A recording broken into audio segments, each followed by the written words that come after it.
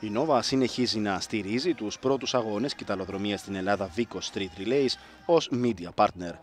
Ο δεύτερος αγώνας για φέτος διεξήχθη στην πανέμορφη Καβάλα με τη συμμετοχή φυσικά της Nova Sports Running Team, την οποία αποτελούσαν συνδρομητές και συνεργάτες της Nova που έκαναν την εγγραφή τους μέσα από το κατάστημα της πόλης. Στηρίζουμε σταθερά τα Street Relays, τους πρώτους αγώνες κυταλοδρομίας στην Ελλάδα, που αποτελούν μια ένδειξη της ανάδειξης του αθλητισμού μέσα από τη συνεργασία.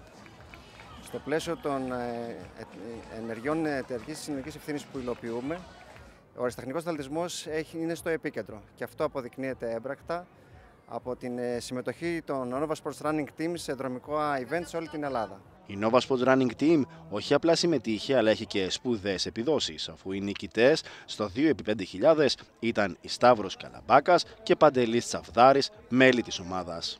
Η παρουσία σπουδαίων Ελλήνων αθλητών από διάφορα αθλήματα συνεχίστηκε φυσικά και στην Καβάλα. Υπέροχα ήτανε, βοήθησε πολύ και ο καιρός. Ήταν επιστροφή στο δεσμό των Vico Street Relays μετά το 2014 που περάσαμε υπέροχα στη Θεσσαλονίκη.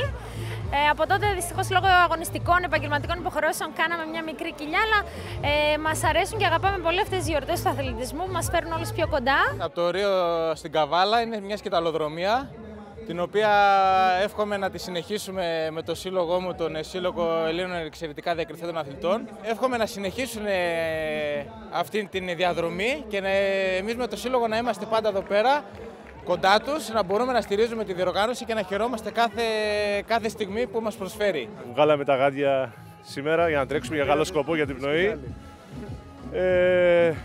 Είναι ωραία πράγματα που γίνονται τέτοιες οργανώσεις, είναι σημαντικό για τον αθλητισμό.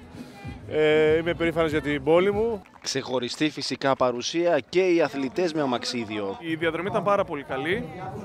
Ναι, μεν είχαμε μια μικρή δυσκολία όσον αφορά το πλακόστρωτο που ήταν, αλλά δεν πειράζει, το ξεπεράσαμε.